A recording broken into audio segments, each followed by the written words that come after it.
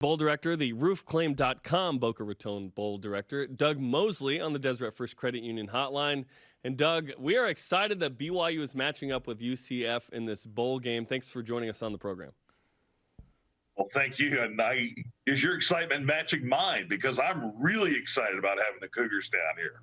Yeah, it's going to be fun, and I'll be down there to see the bowl festivities and the game itself. Certainly a unique year, which we will get into. But first off, how did this matchup come to be? Well, UCF had finished up their season during the week of Thanksgiving, with their annual battle with USF. So they were kind of sitting there waiting for a game, and they had not been down to our bowl game yet. This is our 7th year, and they had not played in our game yet. So we'd always been wanting to have them in our game. There's a big UCF fan base down here. And, of course, it's just, 2.5 hours down I-95, down the turnpike from them. So, when they committed early and we hadn't announced the second team and we were kind of wading through some results, and, what the Cougars was doing was just unbelievable. And to think that, UCF, BYU, both two top 10 teams in scoring in all of college football, it was just a matchup that made sense. So it kind of, as it came down, it was almost like when you looked at the available teams on paper, there was no doubt about it that these two teams would be just a great game.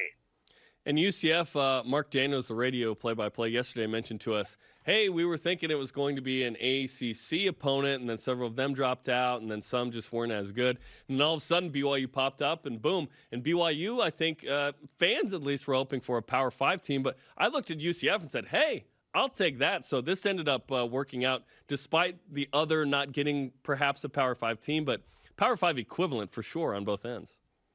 Well, that's the thing. Both these teams are outstanding. I think they would be equal to anybody else that we could have put in here and above them. The matchup itself becomes, the greater sum there. And what these two teams promise in terms of just not what you're going to see in stadium, but what you're going to see on TV.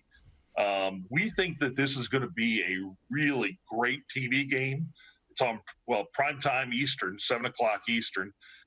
We think that we're going to have a really strong audience in this part of the country, and hopefully we'll pick up with the West Coast. I know it's 5 o'clock your time when it kicks off, and 4 o'clock out in California in the far west, but we really think that this game is going to have a lot of viewers.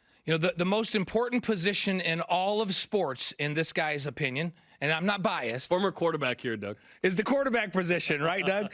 And this matchup is one of the best quarterback matchups in all of the bowl games in college football this year. Your bowl record is 373 yards passing. Dillon Gabriel averages that. And then here comes Zach Wilson, a likely first-round draft pick. How do you guys feel about this quarterback matchup in the passing game in this one? Well, as a former tight end, I always appreciate a quarterback that can get me the ball. So, look, there's great players on both sides of the ball in this game, on both teams. These are two great teams, but you're right. These two quarterbacks, both of them nationally ranked in the statistics, as well as receivers on both sides. Let's face it, there's got to be somebody to catch it. But the matchup, I have a feeling that the TV talent's going to be talking about, that's going to be the buzz of the game, is going to be these two young quarterbacks. What a game this is going to be. I know the UCF quarterback, being from Hawaii, knows a lot of the kids that are kind of in the circle there with BYU. And they've shared with me that he's excited about playing the Cougars, that, he's got, if not directly knows some, tangentially knows some of your players. So it's going to be fun. It certainly is, kind of the marquee part of this game, isn't it? Yeah, we love to watch great quarterback play. An interesting thing we found out this week, Doug, was that the fathers of these two quarterbacks, Dillon's father and Zach's father, played against each other in high school. How fun is that as a spin on this game? It's pretty fun stuff. Yep. To think that you got a team from Florida and a team from Utah coming together, but yet, that's why I say college sports, college football is a small world, and you're going to cross paths somehow, somewhere. Now this is a little bit different year for all of us in all sports, well, in all aspects of life. How has COVID affected bowl week for you guys and the activities associated with the bowl game? Well, I've got about 20,000 fans that want my hide right now that can't get into the stadium. That's the first thing. Both teams went through their tickets quick, and I literally was I mean, right before I sat down here, I was dealing with emails from people that I'm just going to tell them we don't have room. You know, it's a 30,000 seat stadium, which is a great size for a bowl game like this. You know, when you're pre-Christmas, and that's the thing, we always have to be pre-Christmas down here because after that, it opens the season and South Florida is just packed out. But it fits well in this week right before Christmas. So 30,000 seats for teams being able to finish up the season in a normal year and come down here, they've got about 2 weeks to do that. This year, there's only 6,000 seats. It's 20% capacity is what we're limited to. So that's why I say there is a ton of people that, are saying, I can't believe I can't get into this game. I got to watch this game. And that's why we're trying to tell them, your best bet right now is TV. We're going through a lot of other measures, too, to make sure that there's a safe and healthy environment, not just for the fans in the stands, but for these two teams, too.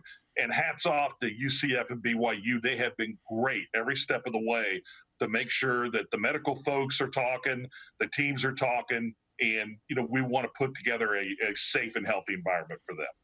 Yeah, that'll be the second or third most fans that have attended a game this year for BYU. So I know BYU fans are excited about the opportunity to be able to go to a game, and BYU has more than 2 days to prepare to go back east this time, so that's exciting as well.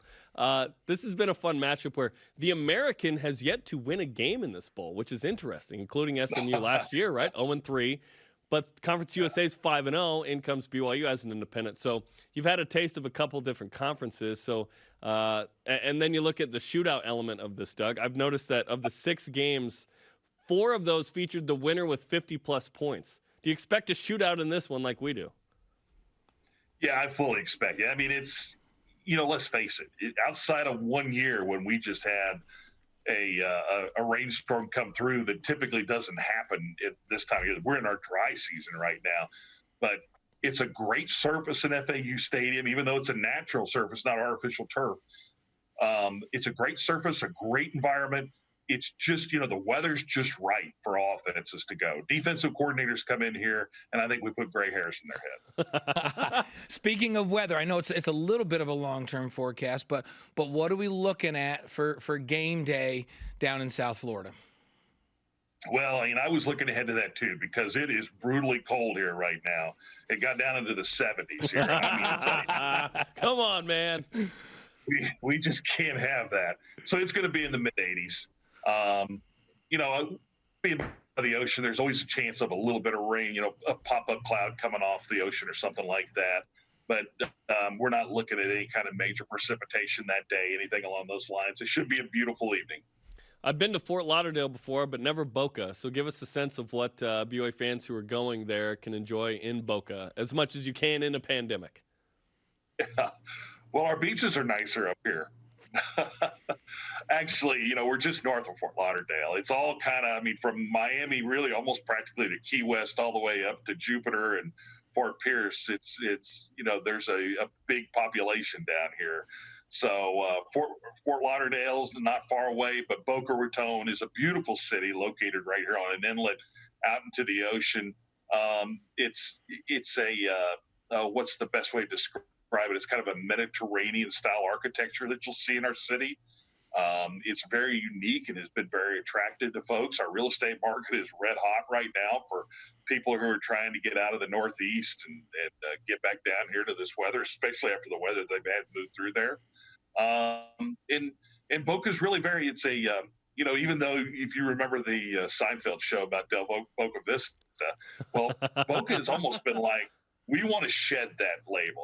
They always felt like that was kind of unfair. We've got our share of retirees, but this is a very young, vibrant town. There's very much of a kind of a new industry feel here.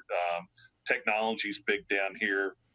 Entrepreneurship within the state of Florida, and no personal income tax. So it's a happy place.